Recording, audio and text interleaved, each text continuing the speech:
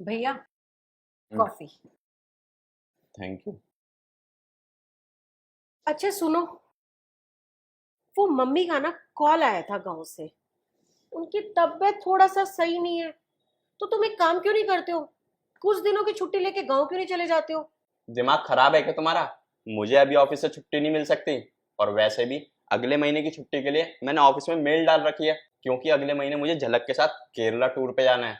एक काम करो, तुम छुट्टी ले लो ना ऑफिस से और चली जाओ मम्मी के पास। कुछ दिन रह के आ जाओ मम्मी के पास। अरे वाह, आपको तो लगता है कि मेरे ऑफिस में छुट्टी लेना कितना इजी है। मेरे ऑफिस में तो छुट्टियों की बरसात होती है।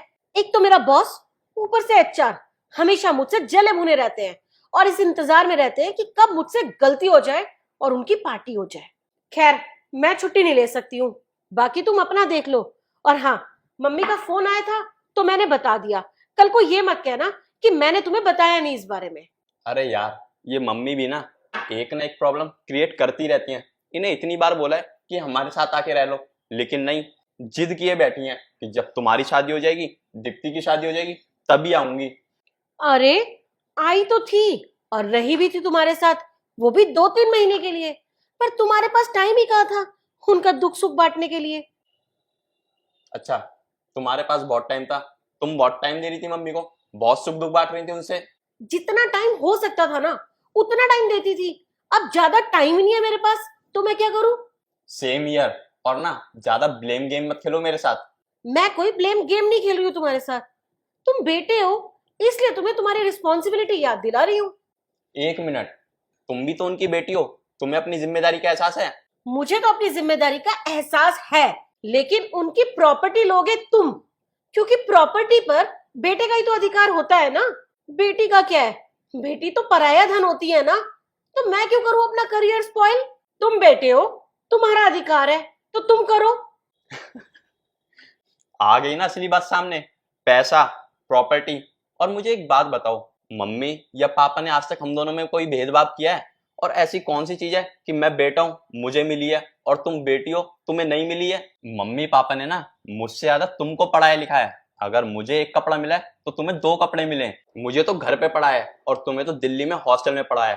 फिर भी तुम कह रही हो कि प्रॉपर्टी पे मेरा हक है, मैं लड़का हूं मुझे ज्यादा मिलता है। और तुम कह रही हो कि तुम लड़की हो इसलिए तुम्हें कुछ नहीं मिलता है। तुम एक काम करो, मम्मी की सारी प्रॉपर्टी तुम ले लो, सारा कैश तुम ले लो और सारे गहने भी तुम ले लो। मैं लिख के देता हूं कि मुझे प्रॉपर्टी, कैश और गहना कुछ भी नहीं चाहिए, सब तुम रख लो। लेकिन बेटा जी, मम्मी की ना सेवा करनी पड़ेगी। करोगी? बोलो। क्या हुआ? रो क्यों रही हो अब? बात तो बिल्कुल सही कह रहे हो भैया। क्या प्रॉपर्टी लेकर ही माँ बाप की सेवा की जाएगी? जिन माँ बाप के पास पैसा नहीं होगा तो उनकी सेवा नहीं की जाएगी क्या? हम बेटियां अपने आप को इस मामले में माँ बाप से अलग क्यों कर लेते हैं, ये कहकर कि ये हमारी जिम्मेदारी नहीं है, हम बेटियों की जिम्मेदारी नहीं है माँ बाप। जबकि हमने भी उस माँ बाप की कोख से ही जन्म लिया है।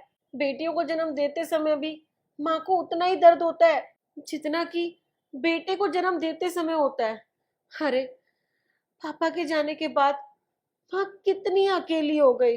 और हम दोनों यहाँ अपनी अपनी दुनिया में मस्त हैं। जबकि हमारी असली दुनिया तो हमारी माँ है, जिसकी हमें जरा भी चिंता ही नहीं है, जरा भी फिक्र ही नहीं है। हाँ यार दीप्ति, तू ना बिल्कुल सही कह रही है।